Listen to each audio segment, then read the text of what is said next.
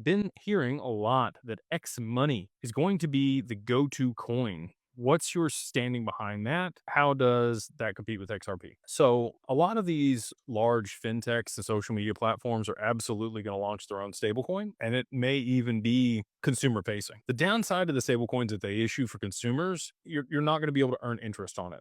They're going to be able to earn a lot of money on it. You're not going to be able to earn any money on it. Tokenized deposits are going to be a bit different, and those do allow people to generate interest on those accounts. I think that X Money probably goes the tokenized deposit route, and they leverage another, distributed ledger technology to be able to settle those accounts. And you'll have an X address or, a cash address that is your handle over there that you can then send people money from, and people can send money to you on, right? I got a cool one. Mine is beyond_broke there on X. So excited about that for the money handle.